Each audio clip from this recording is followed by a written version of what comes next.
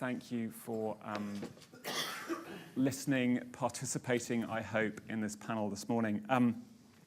As I say, whoa, what a topic. Just an enormous amount to cover. We're going to kind of deal with it insofar as we can in about an hour like this. First of all, I'm going to let everybody who's on this panel with a just fantastic range of expertise and diversity of things to say introduce themselves. And then I think all five of us are going to tell you a story that illustrates what we think some of the really knotty issues are going on in here, myself included. We're then going to explore some of those issues a little bit more interactively, perhaps talk about some of the implications, but then throw it open to you guys. So let's very much get that conversation going over the course of this next hour. So first of all, I'm Nick Kind. I work as a strategy consultant for corporations, startups, charities, NGOs, and occasionally governments, with a particular focus on technology and education in general, but I also spend some of my time in the world of scientific publishing. Previously, I spent about 16 years developing educational software, and I also ran a thought leadership, market intelligence, and a degree of the internal strategy function for Holtzbrink, who own Macmillan, Springer Nature, and so on. I spend some of my time at the moment advising an organization called Area9. Area9 are pioneering in the use of artificial intelligence, both in terms of publishing workflow and in adaptive learning. So I guess I'm bringing some of that as well. And I'm going to let everybody else on my panel introduce themselves, starting with Yasemin at the end, and a little bit of a story about who they are. Would be lovely. Hello. So I'm Yasemin. I'm a philosopher, and I do interdisciplinary work with science and tech. So yes, thank you to the first speaker for saying that that's a very good thing. I'm also the vice chair of the AISB, which is one of the oldest AI societies in the UK, certainly. And do you want my story now? No. So just who you are would be great. And okay, that's who I am. and then we will come back to you. My name is Oro. I'm the founder of AdVerif.ai. We use AI to automate the process of ad verification and content moderation, and specializing in fake news. And I'm very happy to be here in ConTech and also take part of this panel. So just to be clear, you don't specialize in producing fake news? No, we are the good guys. That's what I thought. So my name's Laura Simonite, and I'm a publisher account manager at Publons.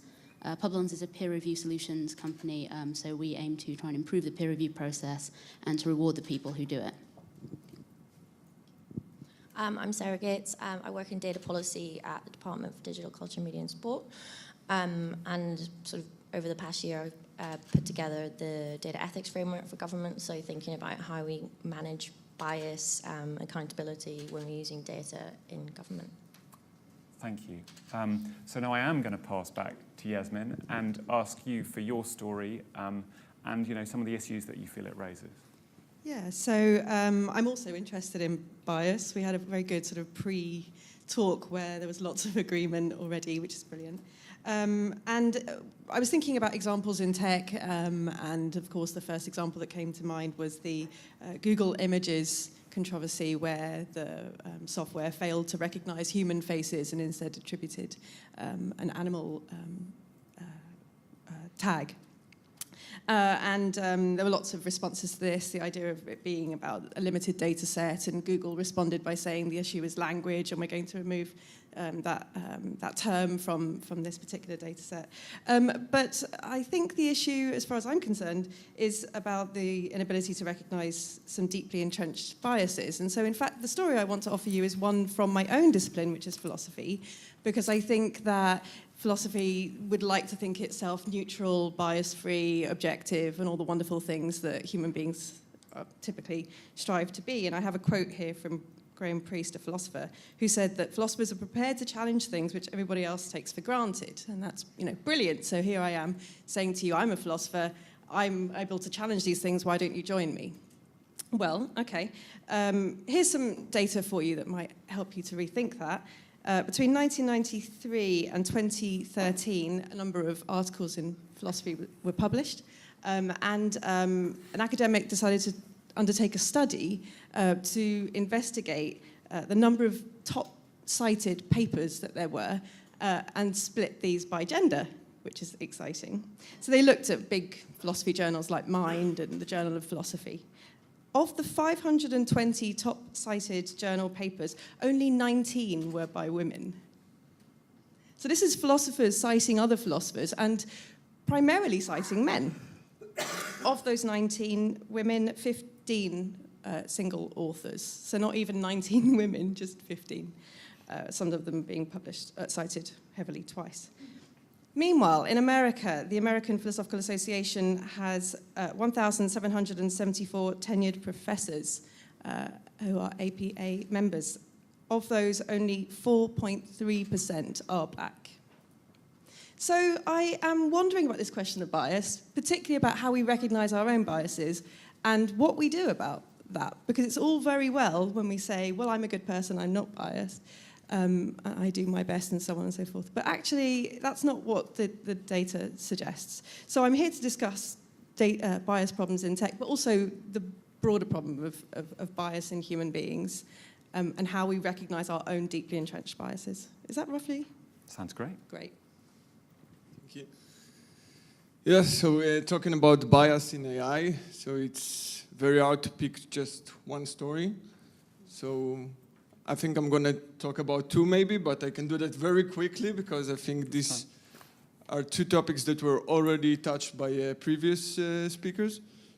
So these two topics actually relate to two questions. One is, how can you know if you are biased or not in your, with your AI? And second, okay, what can you do about it? So with AdVerif.ai, we are researchers. We are using machine learning, AI, natural language processing to try to address the challenge of detecting what is fake and what is real. So with regard to the first story or the first question of are you biased or not? So something that was already touched by a previous speaker is that machine learning is sometimes a black box. And that depends a lot on the models that you use, right? So the latest or not so latest craze with deep learning is really great for some things. It improves a lot of the tasks that we are working on, but the downside is that these models are usually harder to explain. And if you don't know how to explain them, how do you know if they are biased or not? So this is a really big challenge and something that you should take into consideration. So what kind of models are you using and if they are explainable or not? And from our perspective, it's also critical because we are taking the challenge of detecting fake news or not, if something is fake news or not, and we would like to use deep learning models because they are the state of the art. But then you also need to be able to explain why does your model says that this kind of source or this kind of story is fake or not. So this is one story, and the other side of things is how do you address that? So how do you prevent bias? So here you have a very interesting dilemma between trying to prevent misinformation and also, on the other side, don't promote censorship, right? So we don't want to shut voices even if they are extreme. Maybe we want to do that, maybe we don't, but that's the dilemma. And with that, the critical question is something that was already discussed by previous speakers, is how do you train the models? And that AI or machine learning, so people tend to think because machines are emotionless, so they're probably unbiased, but that's obviously far from the truth. So it depends a lot on the training data that you feed it. And with our case, so for example, we want to train models on what is fake or not, so we want to provide them with sources that are more trustworthy or sources that are more questionable. And then how do you derive this kind of training data is the question. So we are using a mix of information that you can find on the web, some sources like Media Fact Check Bias, if you heard about them, and we also use sources that we have accumulated based on our experience. So this is my two stories that I wanted to discuss. How do you know if your models are biased or not, or can you explain your models, and what can you do to prevent bias in your models? So I want to talk about what happens before we get to those products, so the research that leads to those products. And I think we can probably safely say that academic research is the world's truth base. So we have a vested interest in it being as unbiased and as transparent as possible. But what we find is that the majority of academic editors, the majority of scholarly editors, are from the developed world, from the established academic world. So over 90% of editors are from the US and Europe. However, China is the second biggest producer of research in the world. So we're not representing that region fairly when we come to selecting articles, when we come to reviewing articles. What we find is that editors from the developed world choose reviewers from the developed world. They choose reviewers with those names that sound Western. And so what we're finding is that Western reviewers are having an unfair impact on the scholarly record. And that's what I want to talk about, that bias that produces research and how we get there. So I don't really have like a specific story, but I guess I'll just talk about some of the issues that kind of me and the team thought a lot about when we were putting together the data ethics framework. So obviously I come from a bit of a different angle, I guess, thinking about these things in terms of policy making and decision making in government, which is quite a specific context. So we did a lot of thinking around how you kind of manage issues around transparency, bias, explainability when you're potentially making automated decisions or just using data to influence decisions in government. And obviously a lot of the data that you're using in government comes from kind of historical decision making, and I guess everyone here is familiar with the various kind of famous examples of where that's gone wrong, particularly in the US. So we kind of are a little bit behind on that. Well, we've kind of had a chance to learn from other people's mistakes, and we thought about what are the kind of practical things that you can do in government when you're using data to make decisions. And actually everything we came to was around sort of getting better links between technical staff and policymakers, because actually when you're using data to make decisions and you're sort of building algorithms, most of the time the people doing that are not necessarily people that know all of the other context behind where your data's come from, especially in the public sector. So we focused on kind of really promoting this sort of interdisciplinary sort of collaboration. So trying to move away from data scientist goes to a department to get data and then kind of squirrels away and makes algorithm. How do you actually set up conversations and ways of working that mean you've got all the subject matter that you need to really fully understand any potential historical biases that might be in the data. But actually that's obviously not just about the data scientists. How do you get policy professionals in a kind of place where they actually understand these things, so they can't properly engage until they kind of can understand what the techniques are doing. So there's a massive kind of push to upskill on both sides to be able to have, you have to have like understanding at a certain level on both sides to be able to have a sensible conversation. And I think that's a massive challenge, and I think that as we could have increased to use more and more data science in government, that's going to be our kind of biggest problem. Thank you. I have a story as well, which I want to tell you, and there's a sort of arc of that story, which is about some of the things that sort of fascinate and, to be honest, preoccupy me in this space. Back when I was working for Holtzbrinck, I used to do a fair amount of talking to the European Commission, and no, we're not going to go there this morning. And there was an extremely interesting, intelligent, thoughtful man called Xavier Prat-Monet, who was I think at that point, the Deputy Director General in charge of education at the European Commission. And he'd said something to me in one of those meetings which I found deeply thought-provoking even to this day. And what he said to me was, I fear a future in which everything is predicted and nothing is forgotten. And I kept thinking about that, and I still do. And I sort of found a story about that which illustrates to me why I think that is so problematic, which is fiction.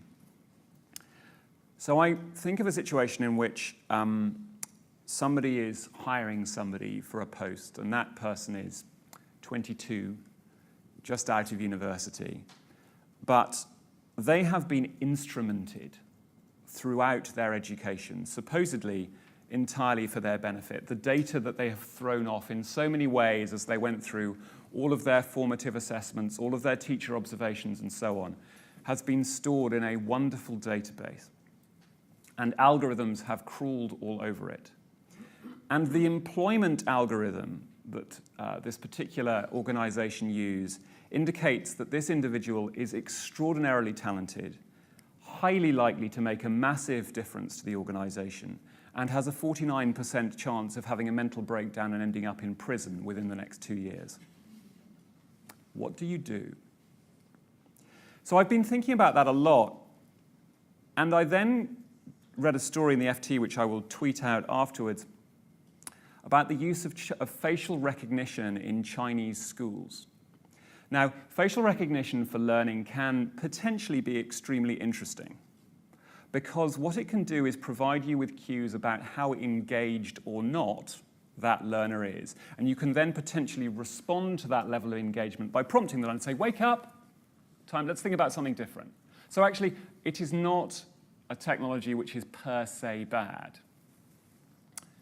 I then read in the FT a few days later about a story in which, as you may be aware, again in China, although I am sure this is not confined to China, a gentleman attended a concert with 60,000 other people. Just before the concert started, the Chinese police took him aside and arrested him, because as he had passed through the gates of being admitted to that concert, they had recognized him as somebody with whom they wanted to continue their inquiries. He had been spotted because he was on a facial recognition database.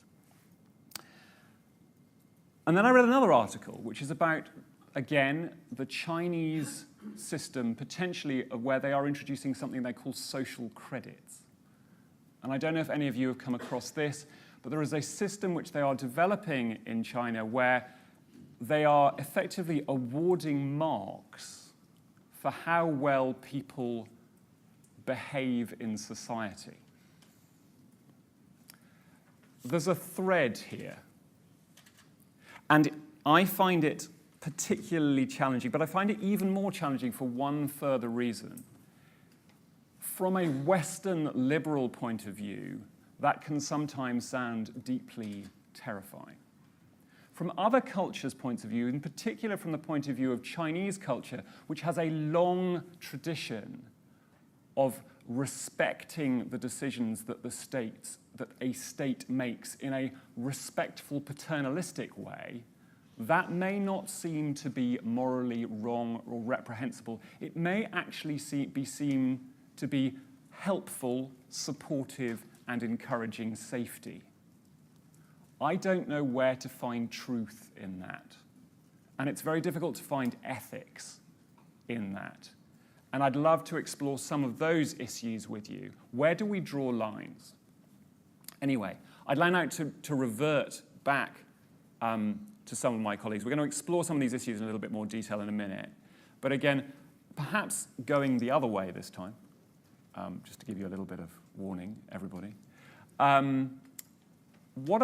Just pick out a couple of the things that you think, you've mentioned a couple already, Sarah, but what are the things that we should be doing and thinking about to address some of these issues?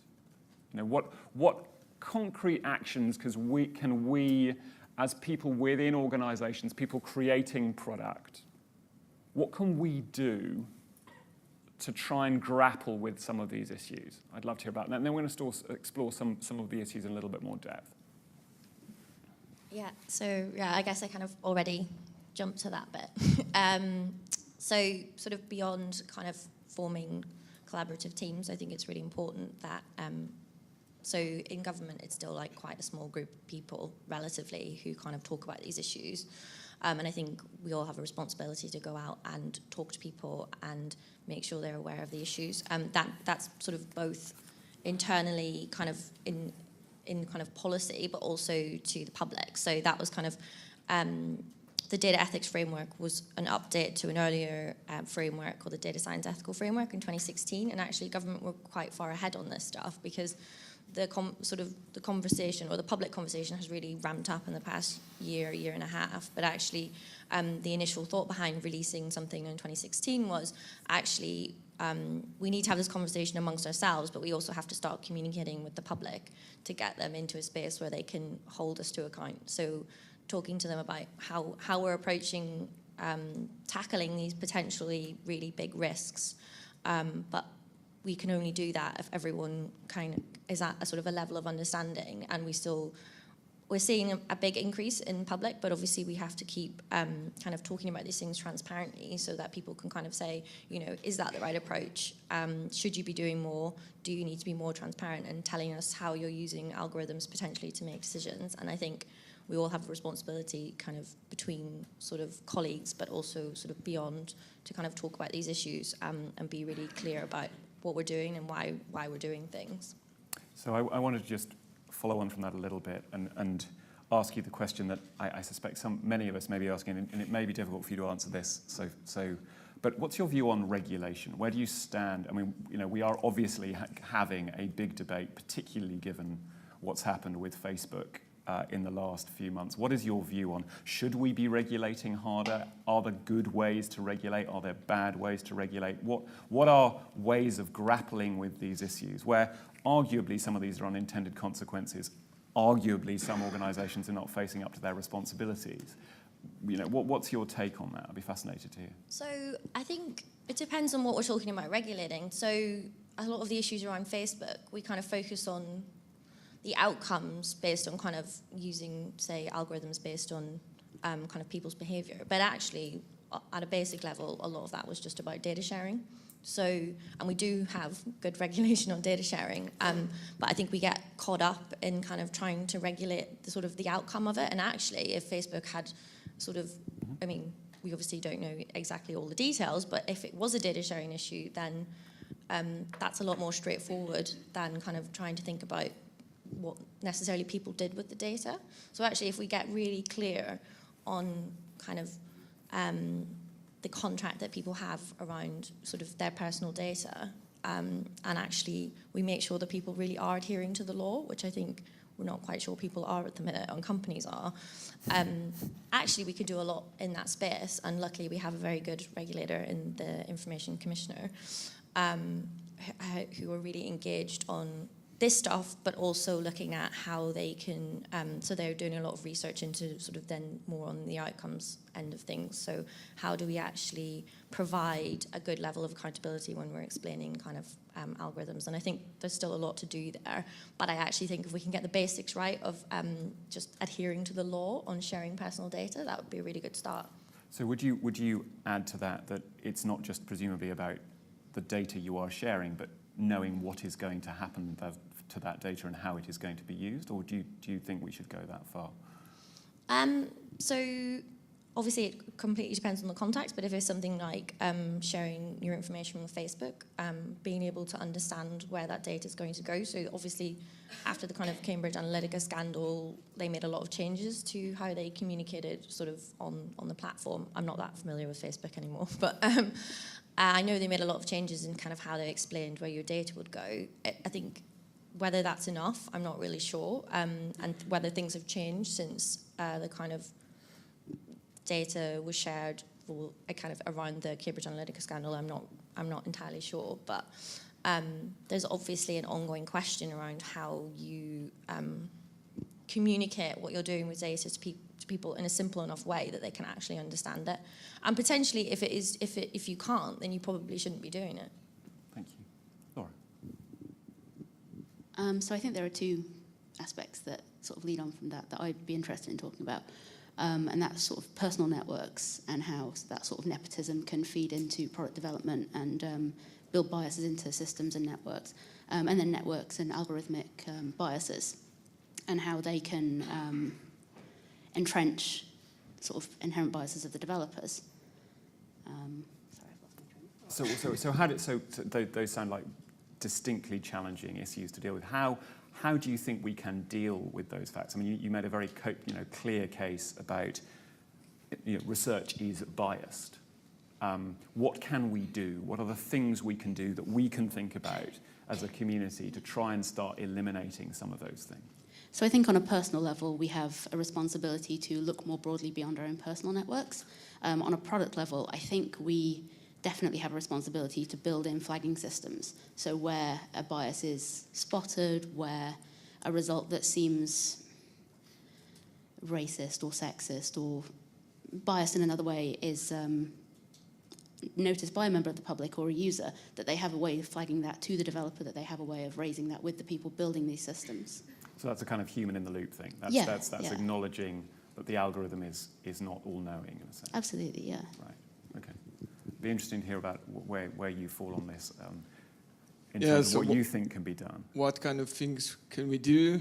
I can talk about that from the perspective of an AI practitioner, data science practitioner. So you mentioned the example of this guy in China who showed up for the concert and then was picked aside because of the facial recognition software.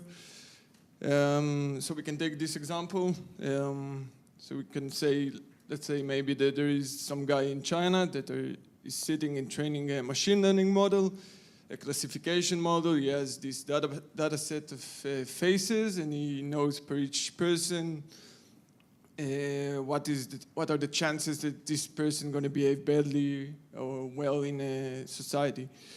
So let's say that this is the task, hypothetically. So I mentioned the two questions before. One is, are the models that you're training explainable?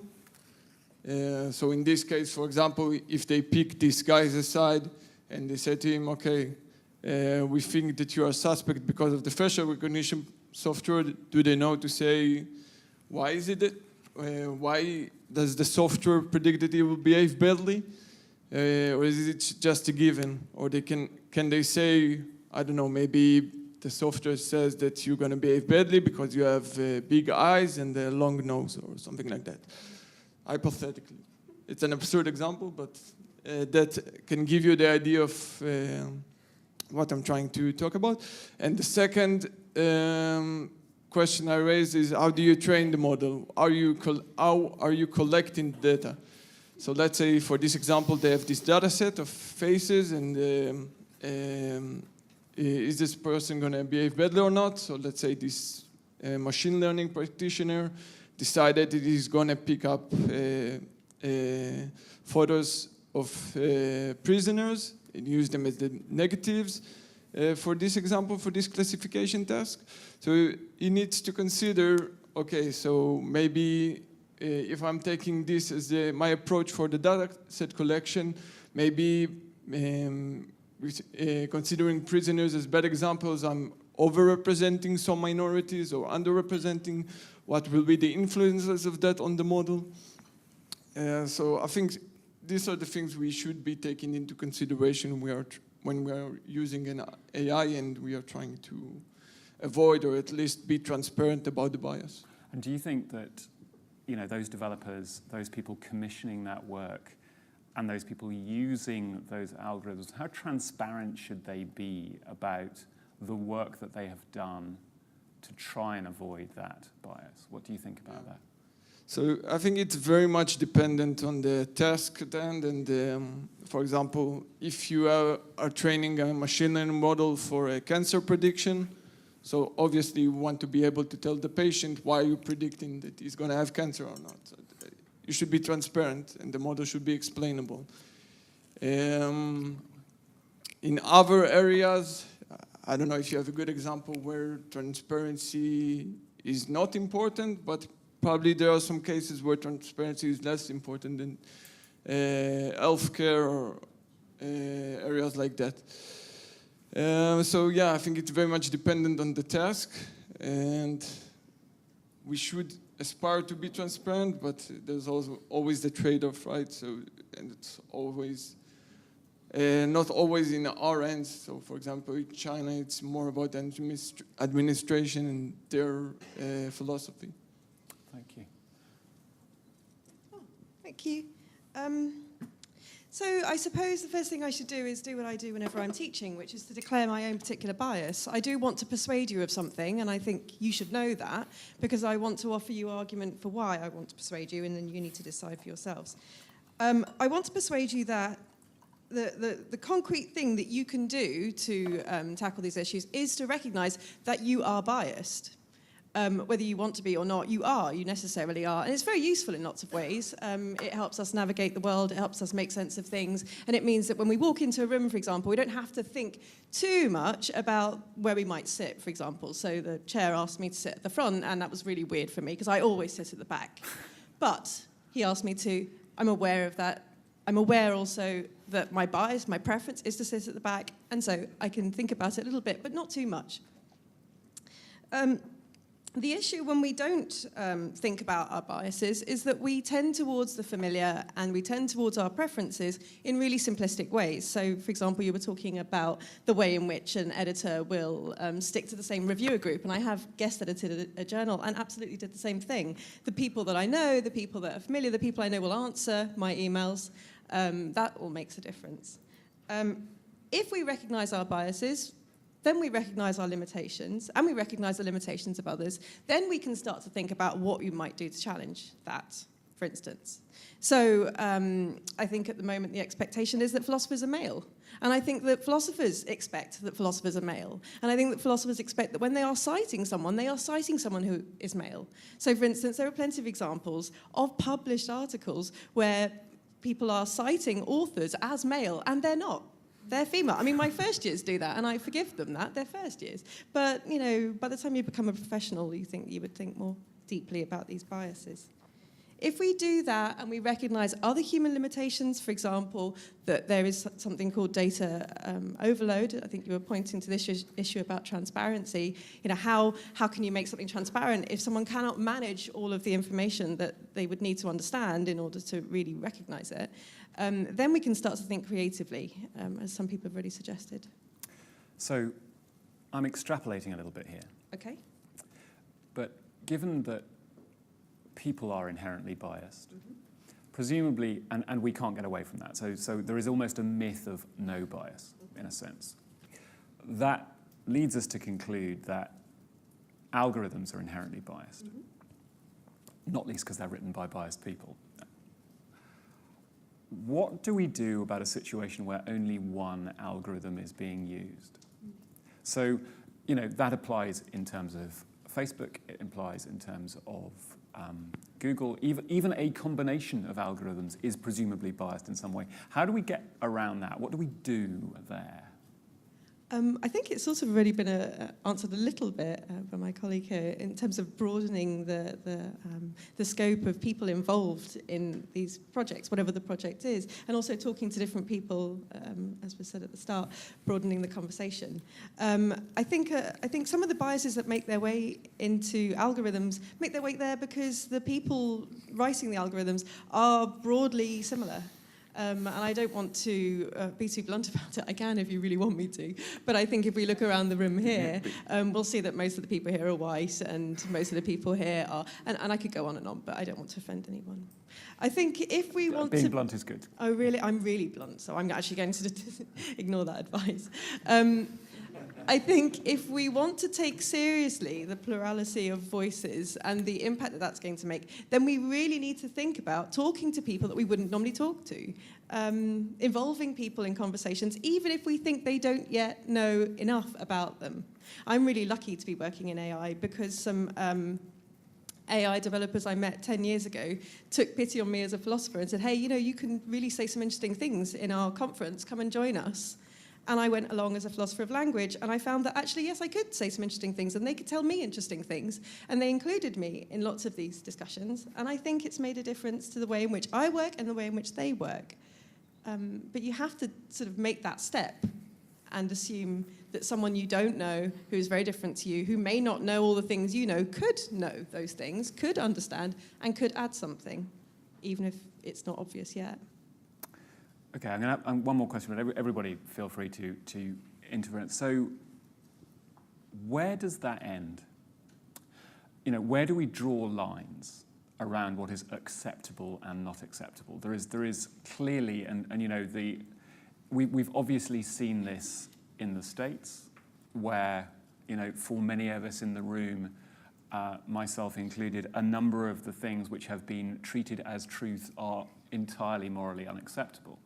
How do we grapple with this tension between different people's understandably and necessarily diverse versions of reality, which may again be encoded into these algorithms, as against where we draw lines, where we say, you know what, that is unacceptable, that is not what we want? Is it about, have you found any models, any of you, for resolving that really tricky tension that I think is becoming very, very visible?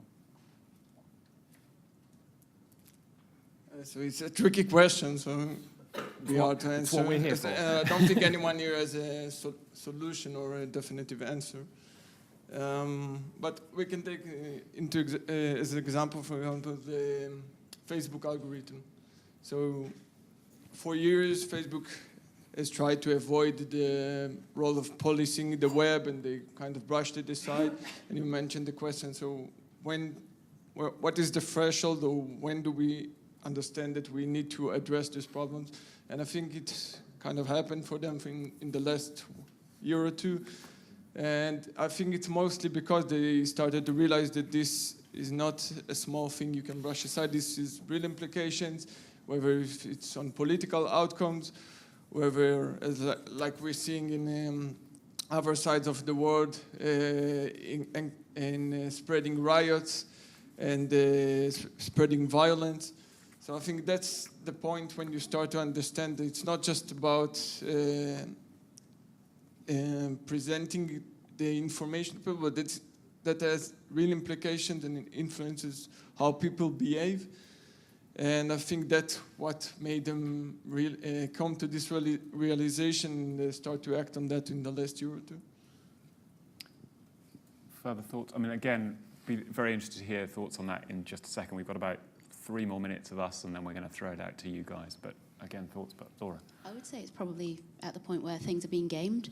So at the point where fringe opinions and fringe perspectives are gaining mainstream coverage and mainstream prominence, that's the point that maybe we need to look at intervening and curating, editing, and perhaps working on tweaking those algorithms so that they can't be exploited in that way. Any thoughts, Sarah? No. No more beyond what I've already said. Okay, so I'm going to throw one. Oh, Yasemin, you're going to say something. Hello. Sorry, just very quickly, actually, I think we can start with some very basic principles that we shouldn't tolerate what is intolerable. And I think one of the things there is that if, in order to defend a position, people are seeking to silence other positions, then we ought not to take seriously that very first position. That's the first thing. The second thing is that not all arguments are equal, and we do not always need to find middle ground. So, for example, if a position seeks to diminish the experience of another position, then we ought not to be taking that as equally valuable as another argument which seeks to open the discourse to all kinds of different positions. So I think there are some quite practical steps we can take, and we can be quite blunt about them. We don't always have to be polite where people are not being polite themselves. So get your questions ready, ladies and gentlemen. I'm going to say one quick thing because I want to hear the views of, I know we've got at least one lawyer in the audience. There are probably some others. So there is a very interesting idea, I think, in this space, which is not mine, which is the idea of a friend of mine, Lord Jim Knight, who used to be schools minister, and is very involved in some thinking about AI in the House of Lords and in the government, which is the idea that we can think about imposing the idea, the British legal idea, possibly English legal idea, I will rely on my legal colleagues to tell me which, the idea of duty of care on those who are developing algorithms. And this comes to something that I think Max was exploring a little earlier, which is one of the big problems I perceive we have, is that rightly or wrongly, it's going to be very difficult for everybody to grapple with the complexity of how these things are created. And we probably have to accept that we need to go further than asking for consent. Because how informed that consent is, I think, is deeply problematic. I don't think we can ever expect many people, wherever they come from, whatever their background, to be sufficiently informed to understand how complicated these things are and what is going on. And therefore, I find the idea of a duty of care an extremely interesting one. I'd love to hear perspectives on that from folk in the audience as well. So, in fact, I can see that my colleague is ready to respond. So let's start passing over to you guys and see where we go from there. Sorry, I'm afraid it's me again from the legal ethic point of view. As part of what I had to address over the last 30 years, of course, is not just ethics, but also the jurisprudence behind it, as Yasemin will know. And also I had to write a chapter in my book on what's legal and harmful content. Illegal and harmful content was part of. And then I had to look, because I work worldwide, is what is regarded as harmful in different countries is completely different. As Nick cited, everything in China, what we would regard as unacceptable conduct, is for them, it's probably expected because they live in that sort of environment. They like to, and they've been brought up to have the government and the authorities regulating what they do. And also looking at it from the point of view when I was drafting acceptable use policies for internet usage. You know, I had to go through and cite all the various things or categorize them into what's illegal or harmful content. And it really depends on, again, a wider discussion and who is the user and where is it being used and who is the end user as well as the producer. And of course, throughout, I suppose, this conference is what and Max touched on it this morning, which was excellent, is actually trying to use, the difficulty is actually whose rules are going to apply in the algorithms, and it's a perspective from the creator of the algorithms, which then, do they then have the responsibility to have the ethics to be able to put forward this, which is an inviolable end product that we're looking at. And we don't know the transparency along the route as to, A, the data set that was used, for example, in the creation of that was a narrow data set, as Yasemin was saying. Is it too narrow? They're all white males over 50, I think was one of the screenshots yesterday. It's getting everyone's opinion. And the wider opinion you get, and I think as Sarah had mentioned in the department, is there a white paper on the consultation on the digital? You were mentioning about the Information Commissioner. Have you published a white paper to invite consultation on the problems that or the issues you want to look at? And that's really the next stage, because I did work with government as well, Westminster and Brussels, on trying to get the widest possible input before you actually create something and put it forward as an acceptable way to go, both in terms of directives and also policy decisions. So I think white paper, wider discussion, take everyone's view, and the widest possible data set and content that you have, the better the end product. But it has to be ever moving, because we're evolving all the time, and what will suddenly pop up, like the Facebook issue, which we actually find completely unacceptable, but no one ever knew using Facebook that we were actually the product, which we were at the end of the day. And we were then, our data was being sold on to make money, as Max touched on. The billions and trillions are being earned by such few people trading in our data that they actually obtain irrespective of our knowledge and what they're going to use it for. So sorry, I don't want to hog the floor on this, but that's my lecture on jurisprudence of this area. Let's go. So I saw that one first, and then we'll come here.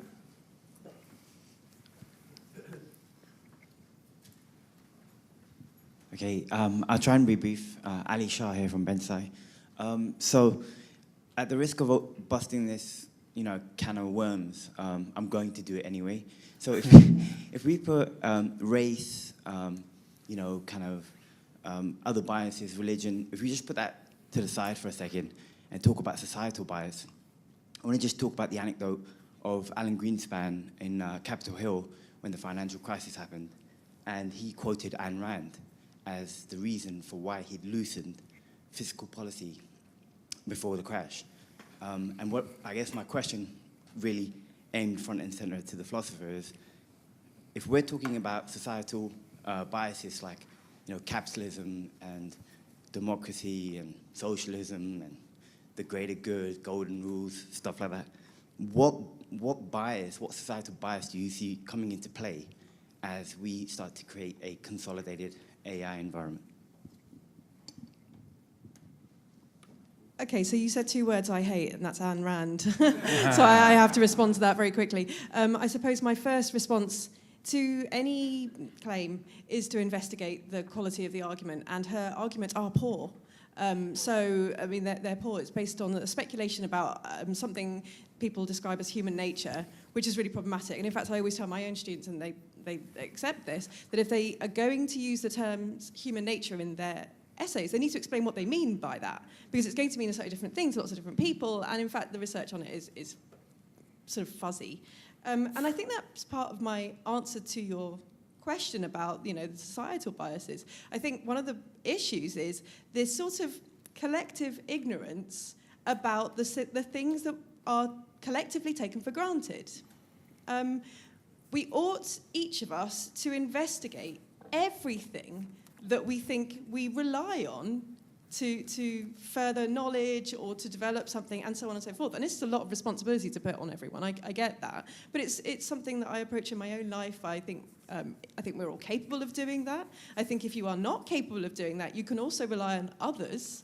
So you mentioned not wanting to mention Brexit, but I'm sorry, I'm going to do that. I am not a financial expert, but when it came to Brexit, or rather the vote, I took advice from experts. And I see nothing wrong with that, so long as you are able to critique your sources. So in terms of societal biases, I think the problems are to do with ignorance, to do with the perpetuation of myths, and, I would like for there to be better training at the level of school education in critiquing the data, knowledge, and all those other details. Thank you. I'm going to give a very quick plug to a piece of work which I think is super interesting on this front and actually follows on from Max's talk, which is the work of, again, disclaimer, a lady called Professor Rose Luckin, who works at the UCL, who is doing some very, very interesting work on exploring the intelligences, plural, we need for the 21st century and to make our education system better. I've tweeted out the link to her book. I will say no more. I think it's an essential piece of reading. There's a lady over here who I know had a question. And then I'm coming on. Something over there too. Yeah, right now. It's kind of, when I listen to this discussion, and I think, is it the case that something has fundamentally changed in the way society looks at things? Or is it just that the context in which we're looking at, we talk about AI and the massive amount of data information. And the thought that came up with me, and it sounds maybe a bit daft, but has anything really changed in terms, for instance, of fake news? In Britain recently, there's been an awful lot around the First World War. And if you think about the First World War, it was completely and 100% based on fake news, which sent millions of people to their death. What I'm trying to say is that, yes, the context in which we're looking at these problems has maybe changed in terms of the way information is actually brought across to people, but the fundamental problem, and the problem both of bias and the problem of interest, because in the end, we get back to the interests that people have. And if we don't confront that issue of the differing interests and look at the crash in 2008 and how that arose, then in the end, we can draw up all kinds of regulations. But if society continues to be based on the interests of a particular group of people, then in the end, we won't really have any impact at all. So I don't think you can separate the issues out. and just look at the question of data information and how that is coming at us. But you have to look at how society in its entirety works in order to be able to come up with ways in which people are genuinely able to make decisions in their own lives. Very interesting comment. Do you think, therefore, that just as the problems are evergreen, some of the solutions are evergreen in terms of, you know, the rigorous scientific and intellectual method that effectively Yasemin is endorsing? And I would too, by the way. If I'm perfectly honest, I don't understand the question. I don't know what you're talking about. So my take on that is, you know, World War I was all about fake news, in a sense. I get where you're coming from. As have been over time a number of, you know, but the way that we have often found as a society to contend with that is to learn ways to challenge, contextualize, understand the sources, rigorously engage in the way that Yasemin is clearly training her students. And we've been doing that for thousands of years. And I'm wondering if you feel that actually, you know, just as the problems have been here all the time, maybe some of the solutions are as well. I think part of the solutions are there, but in the end, if I'm honest, I don't know where we have the solutions. I think a lot of us have tried in the course of our lives to see if society could be fundamentally changed, and we haven't really succeeded in doing that. So I think a more fundamental, deep-rooted change is needed. Education helps, because education means that people are more conscious and able to understand what's happening. But then they have to do something. I'm coming to this gentleman here, and then I'm going over there. I'll come back after. Hi, I sort of wanted to sort of throw another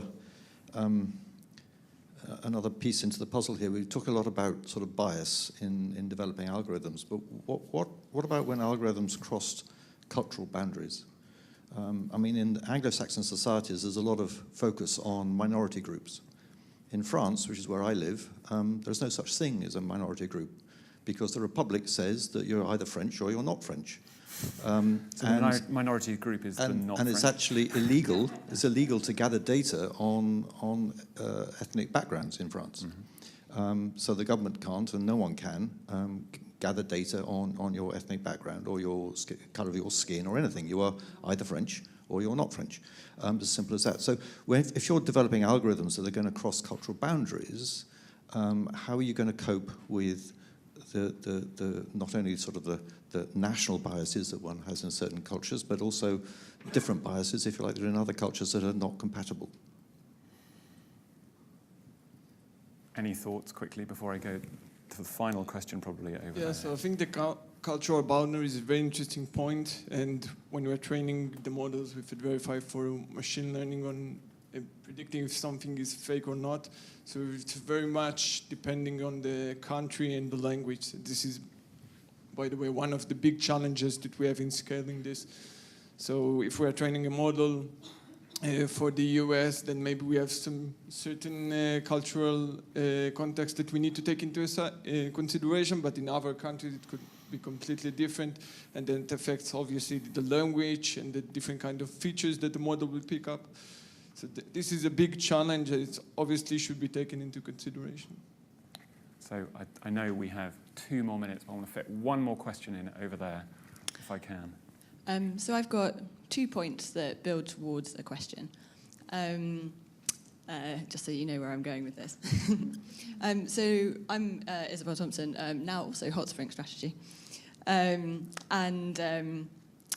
Last year I chaired a plenary at a big publishing conference on AI, and we had a professor of artificial intelligence ethics there, Professor Joanna Bryson. And she gave an example of a paper that she'd done recently, at that time, on the Harvard implicit bias test, which, if you know, is a test designed for humans, where you're shown men, women, different careers, sexuality, whatever, and have to make a snap judgment, and it will tell you how biased you are and where. And they trained up an algorithm to take the test. They gave it huge amounts of human data, huge swathes of research material, and movie scripts and whatever, and got it to take the test, and they found that it had all the same sort of biases that humans have, and so for no reason it didn't like insects or rubbish, but it liked music and flowers and like all these kind of really strange things. And what she said was different is that if you look at trends in society, algorithms are more likely to say that nurses are female and women are more associated with family and things like this, rather than career. And it's not that these things aren't true because they currently reflect how society are, but what's different now is that we have the opportunity to shift the needle on society and move society in a different direction. We've now decided that some of these things that are the case are unacceptable, which I think is very interesting. And that's about biased data. And the other one is about human bias and human bias in creating algorithms.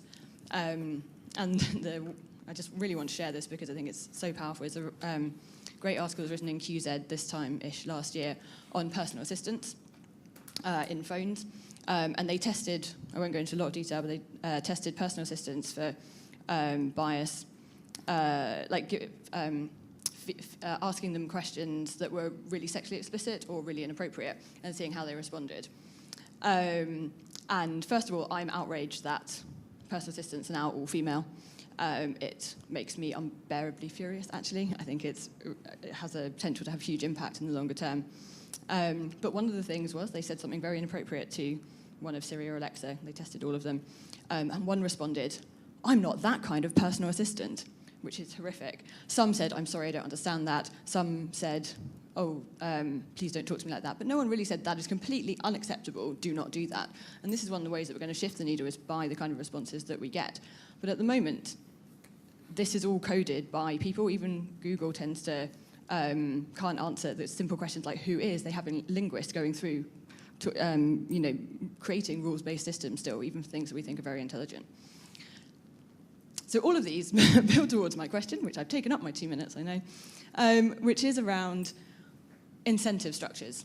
We get through all of this through incentives.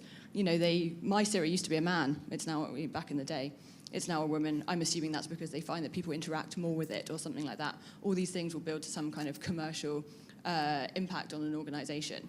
What is the role? Duty of care, I think, takes us so far.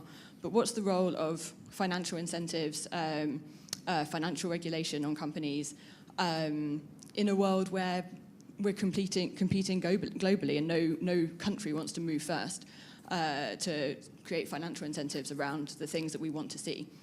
People are only going to maybe change when it hits their wallet, but are there other ways? And I'd just love to hear your thoughts on incentives.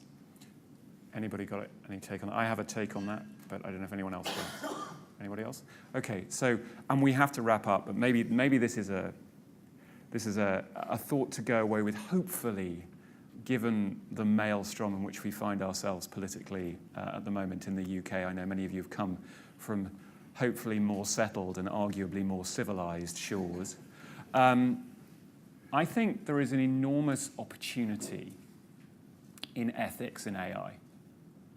And I think it's actually a particularly European and arguably British opportunity. But I would say European opportunity because you will understand my political leanings. Where there will be many, many people trying to create AI algorithms all over the world. As you say, many of them will be substantially better funded than those of us in Europe. Particularly in the US, particularly in China, but in other places as well.